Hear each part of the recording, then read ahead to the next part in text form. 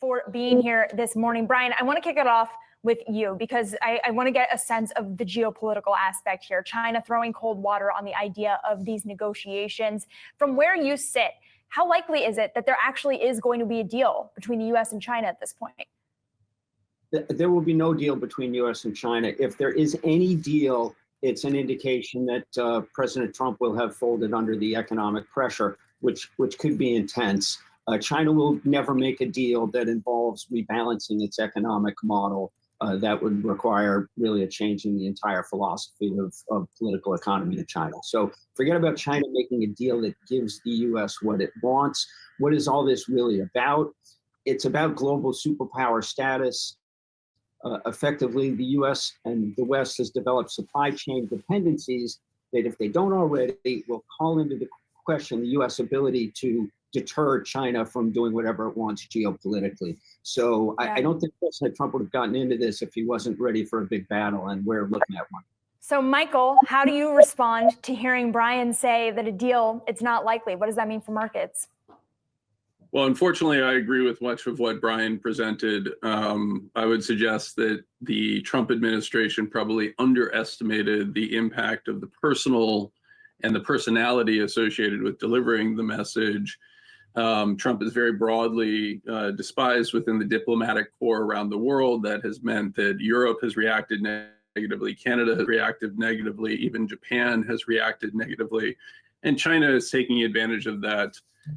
Ultimately, China is incredibly dependent upon the United States and the rest of the world to absorb the excess production that it needs to create in order to maintain its economic model. I'm a little bit less sanguine on China's ability to extend this for an extended period of time. They have their own internal challenges, but certainly the Trump administration has created the option for them to exploit this. In terms of the market implications, I think, unfortunately, we are seeing that every time positive news comes out on trade, the markets will react positively because they know that's what needs to be resolved. The credibility of the Trump administration in terms of speaking towards settlement or towards progress is becoming less impactful over time. Well. What is going on, everybody? It's Professor Zeus, and I'm back with another video. If this is your first time on the channel, just know I greatly appreciate you for stopping by. Go ahead and hit subscribe. We're on our way to 2,000 subscribers. We're taking it the humble route, but it's like you guys are all watching these videos and you guys aren't subscribing. Subscribe. It helps the channel out a lot. So again, guys, I got another China-U.S. trade war update. It's been an interesting week, to say the least. President Trump has, you guys can check out my last video about, the updates then and now.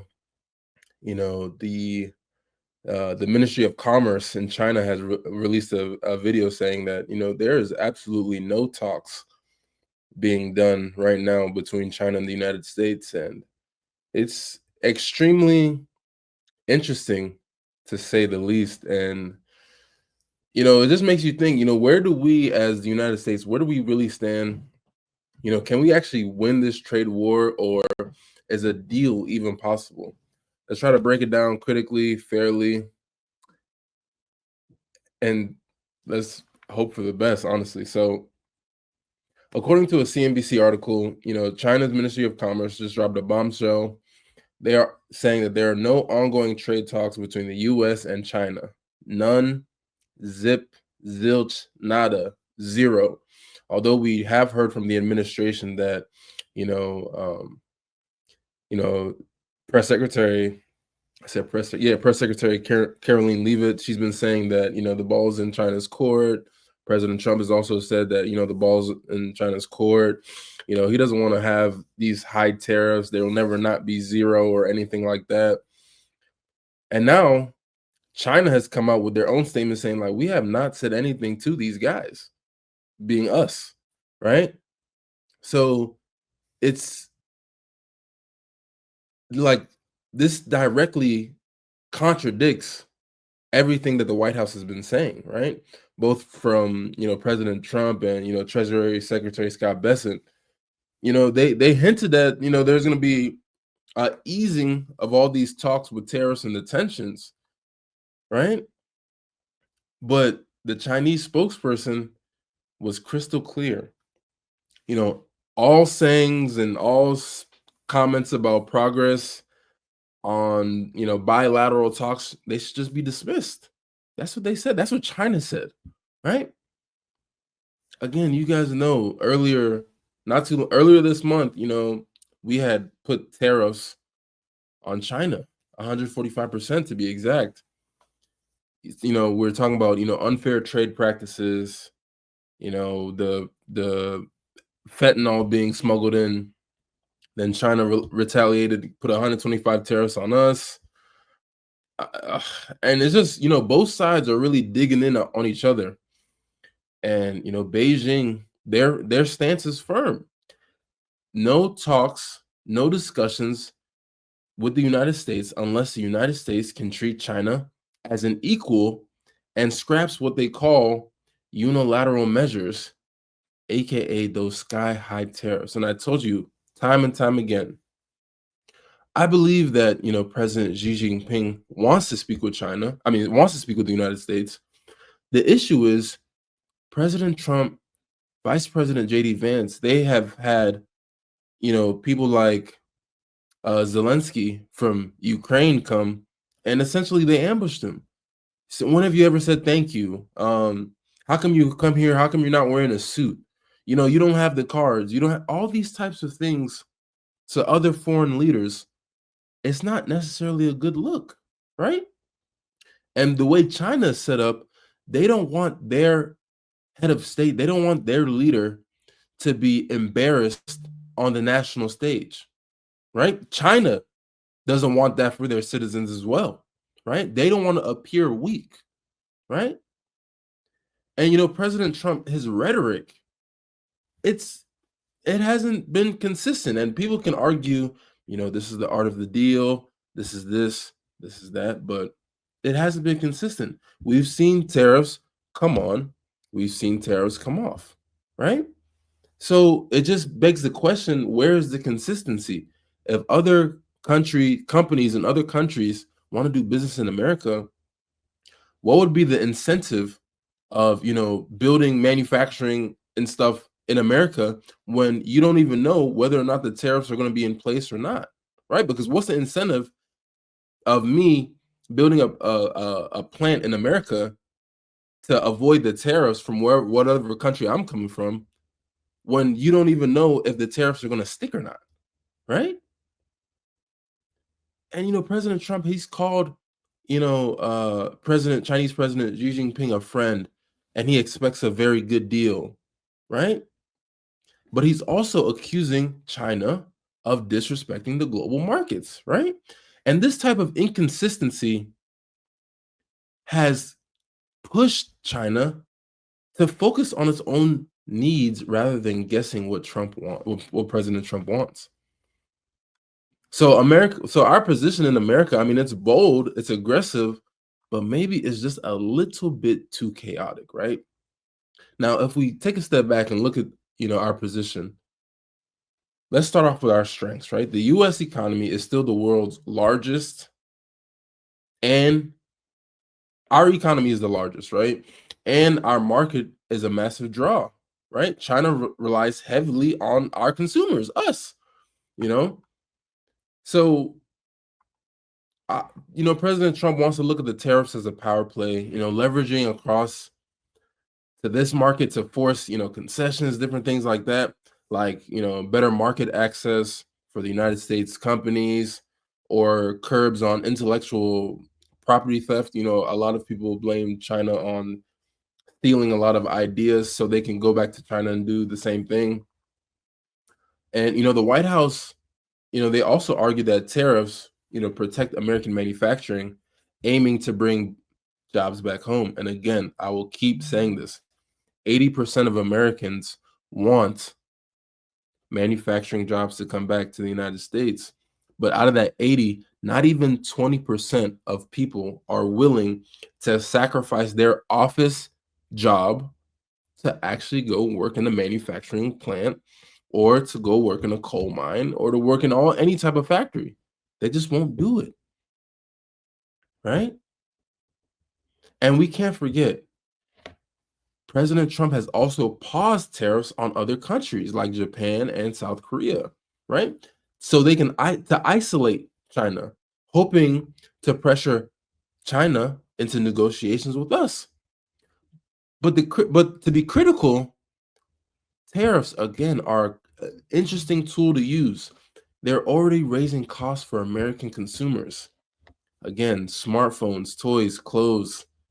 This is where China dominates the supply chains, and a lot of small businesses that deal with these type of products have been getting hit excessively hard, right? And it's a real pain, for voters, because it could essentially erode President Trump's political capital if inflation spikes or a recession hits. We've been in constant talks of us being in a recession, right? And the US depends on China for critical goods. 73% of smartphones, for example, are essential to us. We need them. We love them. We want to buy them. And replacing those supply chains overnight, it's nearly impossible, right? It's not happening. And then look at it from the diplomatic side, right? President Trump has alienated a lot of our allies by threatening tariffs on countries like Canada and Mexico, making it harder to build a united front against China, right? And China is obviously not just going to sit there, right? They're striking deals with, other parts of Asia, even trying to get, closer to the European Union, trying to essentially outmaneuver the US globally, right? So America, we might be the economic muscle, right?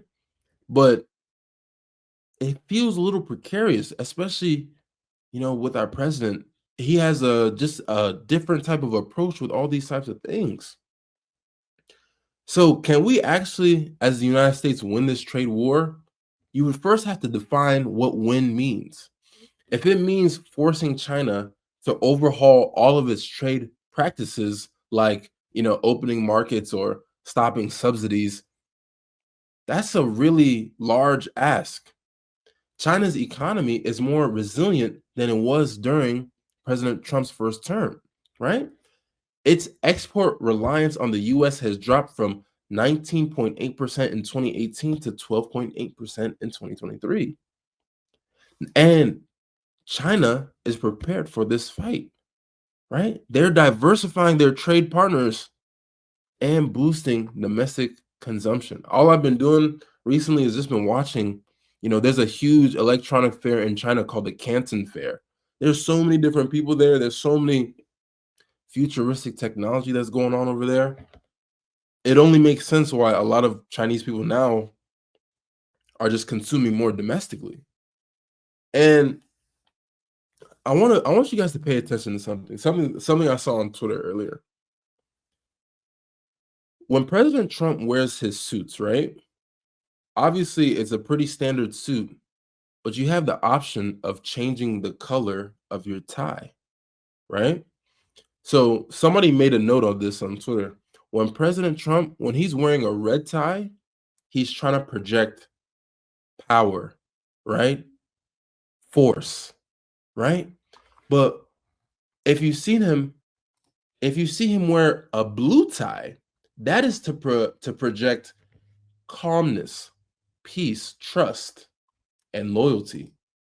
But if you've been paying attention, President Trump has also started wearing a yellow tie. What does the color yellow signify? Happiness, joy, and optimism, meaning that throughout all these times when you see him wear a yellow tie, he's trying to be optimistic because things are looking pretty rough right now. And that's just the truth. So, is a deal possible? It's possible, but it's not looking good right now. China has come out, said that there has been no talks, even though President Trump has said they've been in constant talks with China. China has blatantly said, that's not true. So hopefully we can strike something soon. I'm gonna keep trying to update you guys on what's going on because I'd like to cover more topics. You guys feel free to reach out to me. Let me know what type of topics you want me to cover. But this right now is the single most important global news that affects us as U.S. citizens and U.S. consumers. We want to hope for the best that all these things can work out so we can become more prosperous as a people and not be in such a stagnative type of state, which I feel like we're all in. Like everybody's just in that middle ground trying to get ready for we can start booming again. But like what I always say, it gets greater later. But that's it for me. That's it for me for right now. Let me know what you guys think. Can President Trump, can he pull off a trade deal, or are we headed to a real trade war that's going to be destructive for all of us? Drop your thoughts in the comments. Let's keep this conversation going. Again, I'm gonna keep you guys updated from my own findings, from my own opinions, and I hope I pray it gets better, right? Because obviously I'm an American and I live in America and I want it to be great. Again, subscribe. We're on our way to 2,000 subscribers. I feel like a lot of you guys are watching this video. A lot of my videos are not subscribing. Come on, help the channel out. Share this video, and never forget, it's you and I verse. Information, application, execution. Until next time, peace.